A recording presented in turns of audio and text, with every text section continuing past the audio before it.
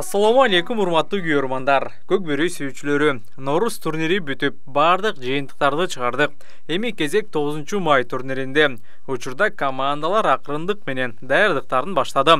Бул чыгарылышта биз сиздерди акыркы жаңылыктары менен тааныштырабыз. Ошондой эле Достук жана Сарыөзөн командаларына келген жаңы оюнчулар менен дагы сиздерди тааныштырабыз.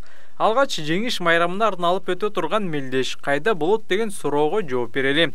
Турнир 90% Жалалбатта Тел Тору ат майданында болот. Буга чейин бир топ депутаттар Жалалбатка барып, ат майдан менен таанышып та кеткен, оңдоп түзөө иштери дагы башталган. Бирок федерация так маалымат айта элек, кээ бир булактар турнир кайрадан эле Бишкекте Ак Кула ат майданында болот деп айтып жатат. Сиздердин оюңуздарча турнир каякта өтүшү керек? Ой пикир калтырыңыздар. Сайма. Үй интернети менен телевидение. Секундасына 100 мегабитке чейинки ылдамдык. 200дөн ашуун телеканал. Старт жана О кино кинотеатрлары. ТВ приставка акысыз. 55% арзандатуу менен. Бул кыял эмес, чындык. Сайма менен жашооңду ыңгайлуу жана жайлуу кыл. Сайма күйгөз, толугу менен кошул. Сезон алдында өтө көп трансфер кылып, мыкты оюнчуларды топтогон Достук Норус турниринде негизги фаворит эле. Бирок өзүңүздөр билгендей команда 3-чү орунду гана ээлеген. Бул турнирде команданын коргонуусу начар экени байкалган. Мындан улам команда коргонууга багытталган 2 улакчыны командага алды. 1997-1999 жылдары Калама деген каймана аты менен белгилүү болгон атактуу улакчы Мирлан Таскараевдин уулдары Жеңишбековдор Достук командасына келишти.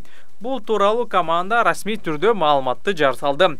Биринчи жаңы оюнчу бул Эмирлан Жеңишбеков 2000 жылы 14 майда туулган. Учурда үй бүлөлүү. Эске салсак, буга чейин Достук командасында бир нече жыл жарым коргоочулук милдетти аткарып келген. Андан соң Сарыөзөн командасы үчүн дагы чапкан. Ушул жылдын башында дагы командага келгени айтылып, бирок белгисиз себептерден улам кайра командадан кеткен эле.